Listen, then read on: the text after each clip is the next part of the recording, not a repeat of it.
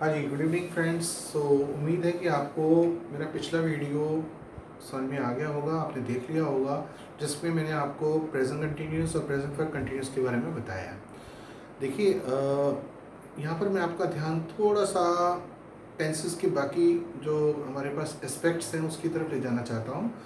जैसे किचन की बात करें, किचन में दुनिया भर की चीज़ें होती हैं। हमारे पास सौंफ भी होते हैं, चीनी भी होती है, पत्ती भी होती है, हल्दी भी होती है, अनारदाना भी होता है, जीरा भी होता है, सब। तो दुनिया भर की आइटम्स होती हैं। क्या सभी आइटम्स की रोज़ाना ज़रूरत पड़ती है?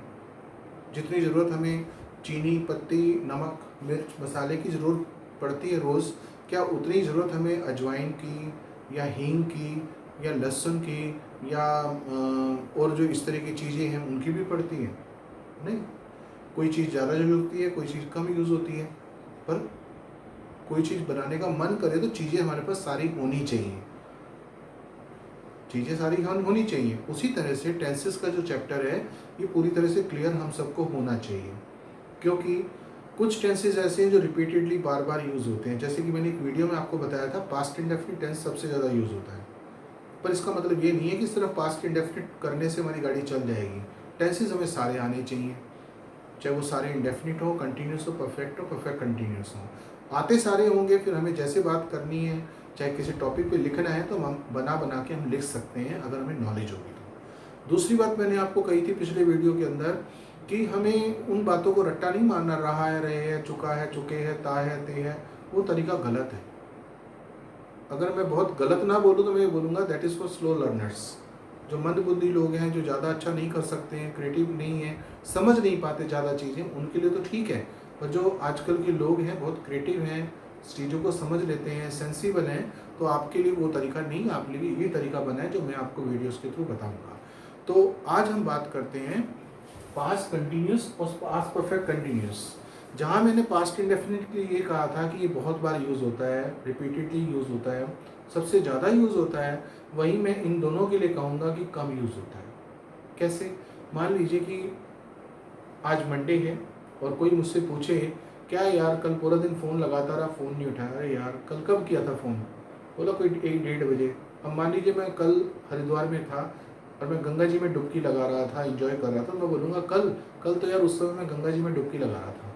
तो मेरी ज़रूरत पड़ गई कि पास्ट में क्या हो रहा था उस चीज़ को एक्सप्रेस करने के लिए, तो इसमें पास्ट कंटिन्यूस की ज़रूरत पड़ रही है हमें। मान लीजिए बच्चे को मैंने बोला कि बेटा पेपर आ रहे हैं और 1-1.5 घंटा किताब छोड़नी नहीं है, इधर बैठ के पढ़ो चुपचाप। मैं अभी मार्केट जा रहा हूँ, 1-1.5 घंटे बाद आऊँगा और मुझे पढ़ते हुए दिखाई देना चाहिए। बोला ठीक। मैं चला गया और मान लीजिए मैं 1 घंटे बाद वापस आया तो देखा तो वो मज़े से मोबाइल पे लगा हुआ है, अपना यूट्यूब या फेसबुक या जो भी देख रहा है। मैं बोलूँगा बेटा मैंने क्या बोला था? बोला पापा 1 घंटे से तो पढ़ ही रहा था। मैं 1 घंटे से पढ़ रहा था, यानी कि पढ़ने का काम तो वो कर रहा था, पर कब से कर रहा था? 1 घंटे से। तो जब कोई काम चल रहा था और ये भी बताया जाए कि कब से चल रहा था, तो उसकी इंग्लिश बनेगी पास्ट परफेक्ट कंटिन्यूस में। और सिर्फ ये बोला कि ये काम हो रहा था तो पास्ट कंटिन्यूस में। बहुत बार हम शादी ब्याह में जब जाते हैं तो हम आते हैं, कल इस समय हम शादी में चीज़ें खा रहे थे, एंजॉय कर रहे थे, लोगों से मिल रहे थे, तो हम शादी में एंजॉय कर रहे थे। अब इसमें कोई टाइम का कोई चक्कर नहीं है कि पास्ट में कब से चला आ रहा था, तो उसकी इंग्लिश पास्ट कंटिन्यूस में।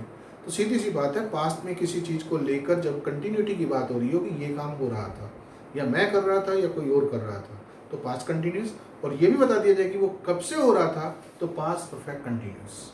आइए देखते हैं। Past continuous subject was verb, first form I N G, object, time, addition, information. Was और वर्ब कैसे यूज करते हैं ये मेरे पिछले वीडियोस में मैं आपको बता चुका हूं, जब हम उन सेंटेंसेस की बात कर रहे थे जो विदाउट एक्शंस हैं। 7 गोल्डन रूल्स, उस टॉपिक के अंदर आपको is am are, was verb, इनका सही इस्तेमाल आपको मिल जाएगा। तो वॉज वर्ब उस हिसाब से लगाना है, सब्जेक्ट को देखते हुए। First form I N G, object, time, addition, information. Action which was going on at a particular time in past. Action which was going on at a particular time in past that comes in this tense only. जो काम बीते समय में हो रहा था, और अगर ये बता दिया जाए कब से हो रहा था तो past perfect continuous. Action which was going on at a particular time in past plus time of action started is also mentioned. Time of action started is also mention. मैं कल इस समय पिक्चर देख रहा था, कब से देख रहा था वो नहीं दिया हुआ, इस समय देख रहा था सिर्फ इतना दिया हुआ है। तो I was watching a movie eight this time yesterday. हम पिछले साल इस समय मनाली में मज़े कर रहे थे। हम बहुत बार ऐसा करते हैं, याद करते हैं पिछले संडे हम इस समय शादी में इंजॉय कर रहे थे, हम पिछले साल मनाली गर्मी की छुट्टियों में हम मनाली में घूम रहे थे। तो जब कभी ऐसा हम रिकलेक्ट करें कि ये काम हम कर रहे थे, तो उसकी इंग्लिश इसी में बनेगी। We were enjoying in Manali at this time last year. अब इनमें सब में आ गया कब से वो काम हो रहा था।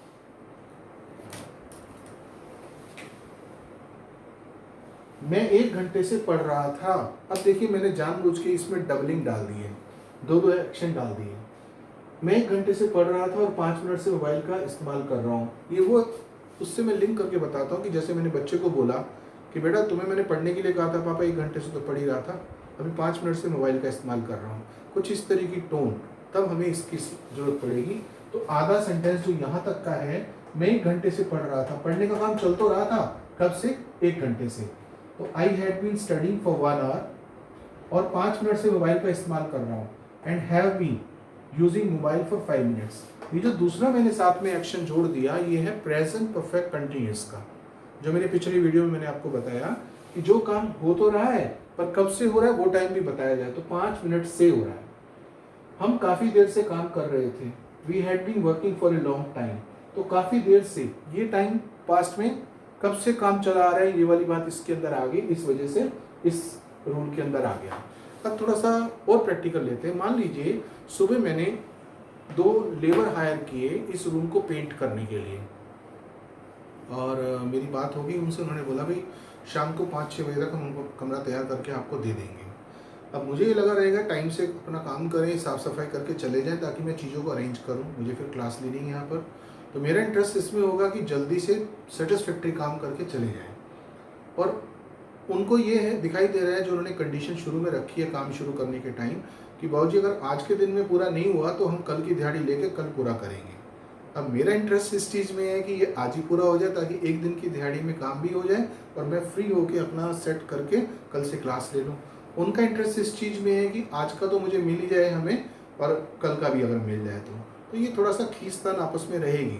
अब मान लीजिए कि मैं सुबह उनको 9 बजे काम पे लगा के चला गया, 11 बजे मैं उनके लिए चाय वगैरह लेके वापस आया, तो देखा यहाँ बैठ के अपना बीड़ी पी रहे हैं। तो मेरा रिएक्शन उनके उस एक्शन को देखकर क्या होगा कि भैया काम भी कर लो, बीड़ी बूड़ी पी रहे हो।